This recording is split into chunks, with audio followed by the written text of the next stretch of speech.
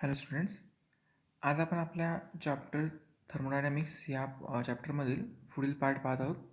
मागच्या लेक्चरमध्ये आपण थर्मोडायनॅमिक्स स्टेट व्हेरिएबल्स पाहिले होते.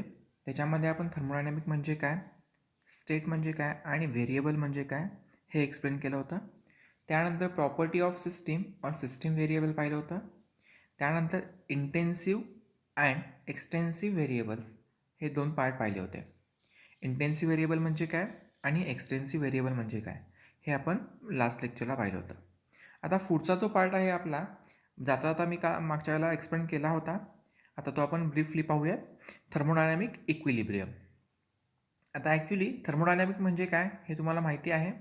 आता इक्विलिब्रियम म्हणजे काय, लास्ट लेक्चरला देखील आपण एक्सप्लेन केलं होतं, त्याच्या अगोदरच्या लेक्चरला देखील केलं होतं.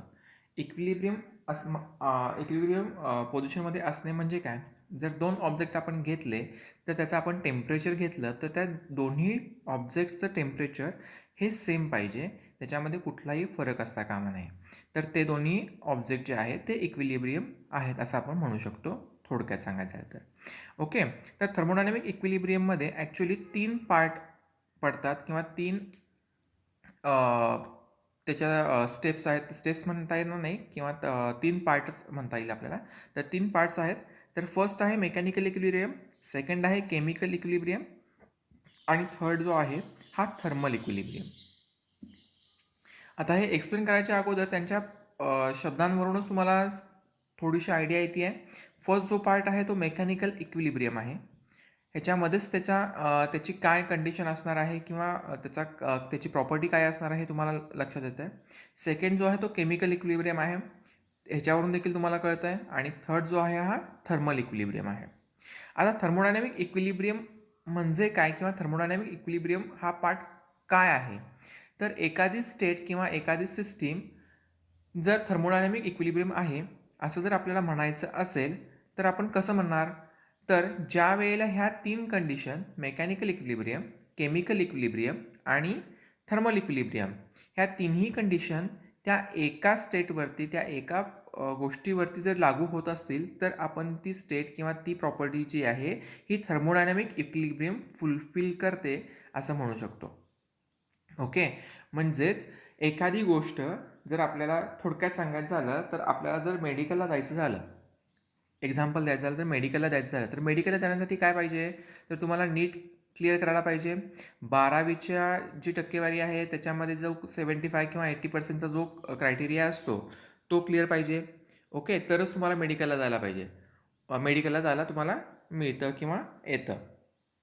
त्याच पद्धतीनं जर एखादी कंडिशन, एखादी गोष्ट जर थर्मोडायनॅमिक इक्विलिब्रियम आहे असं जर आपल्याला म्हणायचं असेल तर काय करायला पाहिजे, तर मेकॅनिकल इक्विलिब्रियम, केमिकल इक्विलिब्रियम आणि थर्मल इक्विलिब्रियम ह्या तिन्ही कंडिशन त्याच्या सॅटिस्फाय व्हायला पाहिजेत, त्या कंडिशन फुलफिल व्हायला पाहिजेत.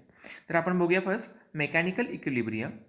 Wien there are no unbalanced force within the system and between the system and its surrounding, the system is said to be in mechanical equilibrium. परत एकदा बघा, when there are no unbalanced force within the system, between the system and its surrounding, the system is said to be in mechanical equilibrium. म्हणजे काय, आता mechanical equilibrium म्हणजेच mechanical म्हणजे काय, machine थोडक्यात धरूया किंवा मेकॅनिकली वर्क करणारी सिस्टीम जी आहे त्याच्यामध्ये within the system unbalanced force, म्हणजे एखादी सिस्टीम असेल तर त्याच्यामध्ये जो मेकॅनिकल आहे किंवा मेकॅनिकल प्रॉपर्टी आहे किंवा मेकॅनिकल सिस्टीम किंवा एखादा ऑब्जेक्ट आहे तो आपण ज्याला स्टार्ट करतो किंवा तो चालू करतो त्याला तर काय असतं, त्याला आपण काहीतरी कंडिशन दिलेले असतात, काहीतरी प्रोग्राम दिलेला असतो. तो जो प्रोग्राम असतो तो बॅलन्स्ड असतो, फुल्ली बॅलन्स्ड आपण केलेला असतो. ओके, म्हणजे त्याला काही प्रेशर द्यायचं असेल किंवा त्याच्यामधल्या काही कंडिशन्स असतील तर त्या पूर्णपणे आपण बॅलन्स्ड ठेवलेल्या असतात. तर त्याच्यामध्ये कुठल्याही प्रकारचा अनबॅलन्स्ड फोर्स येता कामा नये. कशामध्ये, विदिन द सिस्टीम म्हणजे सिस्टीममध्ये देखील, सिस्टीमच्या बाहेरून देखील आणि सिस्टीम म्हणजे थोडक्यात सिस्टीम पूर्णपणे. ओके, म्हणजे जे मटेरियल वापरलेलं असतं त्याच्या सिस्टीमच्या आतमध्ये काही प्रेशर असतं किंवा बाहेर प्रेशर असतं, जे काही असेल, प्रेशरच म्हणतोय असं नाही आहे, पण इतर कुठल्याही ज्या काही घटना आहेत किंवा गोष्टी असतात त्या अनबॅलन्स्ड असता कामा नयेत. ओके, त्याच वेळेला ती काय होणार आहे, सिस्टीम मेकॅनिकली इक्विलिब्रियम राहणार आहे. ओके, त्यानंतर सेकंड पार्ट जो आहे हा केमिकल इक्विलिब्रियम बघा. A system is set to be in the chemical equilibrium when there are no chemical reaction going on within the system. Okay, chemical इक्विलिब्रियममध्ये आपण काय बघणार आहे, तर सेमच कंडिशन आहे. जी सिस्टीम आपण चालू करणार आहोत, ती स्टार्ट करणार आहोत, त्याच्यामध्ये विदिन दी सिस्टीम कुठल्याही प्रकारचं रिॲक्शन, केमिकल रिॲक्शन येता कामा नये. ती आहे जशी आपण त्याच्यामध्ये फिलअप केलेली आहे त्या पद्धतीनंच ती थ्रू आउट जायला पाहिजे. ओके, थोडक्यात आपण जर म्हटलं आता एखादी गोष्टीमध्ये मॅटर जो आहे म्हणजे पाणी आणि काहीतरी असेल, थोडक्यात एक्झाम्पल देतोय मी, किंवा दूध किंवा दही असं दूध म्हणूया आपण. जर आपण ती सिस्टीममध्ये जर वापरला असेल किंवा त्या ह्याच्यामध्ये वापरला असेल, तर त्या दुधावरती टेम्परेचरचा किंवा इतर कुठल्याही गोष्टीचा परिणाम झाला तर त्याचं काय होणार आहे, ते एकतर खराब होणार आहे किंवा त्याचं कन्वर्जन दह्यामध्ये असं होऊ शकतं. म्हणजे काय होणार आहे, त्याच्यामध्ये केमिकल रिॲक्शन येणार आहे. म्हणजे ते दूध जे आहे, हा जो मॅटर आहे तो सेम राहिला का शेवटपर्यंत, नाही. म्हणजे अशा पद्धतीनं त्याच्यामध्ये कुठल्याही प्रकारचं घडता कामा नये. म्हणजे जो मॅटर आपण यूज केलेला आहे तो मॅटर आहे अशा पद्धतीनेच तो पुढे गेला पाहिजे किंवा पुढे तो थ्रू आउट सिस्टीम पूर्ण होईपर्यंत कंप्लीट पाहिजे. ओके, परत एकदा केमिकल इक्विलिब्रियम सांगतोय. A system is set to be in chemical equilibrium when there are no chemical reaction going on within the system. Okay, हे एक्झाम्पल मी आपण आपल्या रेग्युलर जीवनातल्या किंवा रेग्युलरमधल्या घेतोय का, तर ते आपल्याला सिस्टीम समजण्यासाठी. त्याचा आणि फिजिक्सचा किंवा याचा काहीही संबंध नाही. ओके, आता थर्मल इक्विलिब्रियम बऱ्यापैकी आपण पाहिलेलं आहे आणि माहितीच आहे. when the temperature of system is uniform throughout and does not change with time, the system is said to be in thermal equilibrium. Okay, thermal equilibrium म्हणजे काय माहिती आहे आपल्याला, जर सिस्टीम असेल तर त्याचं जे टेम्परेचर आहे ते दोघांचंही सेम असेल तर आपण त्याला काय म्हणतो, इक्विलिब्रियममध्ये आहे असं म्हणतो.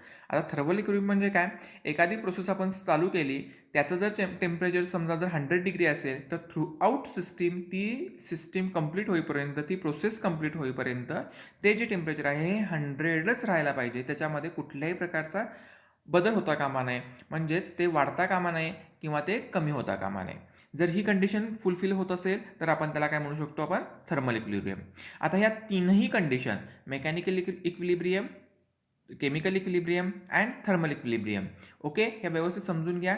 या तिन्ही कंडिशन ज्या सिस्टीममध्ये फुलफिल होतात, ज्या सिस्टीममध्ये ते त्याच्यावरती त्या चपलकपणे बसतात, त्याला आपण काय म्हणू शकतो, थर्मोडायनॅमिक इक्विलिब्रियम.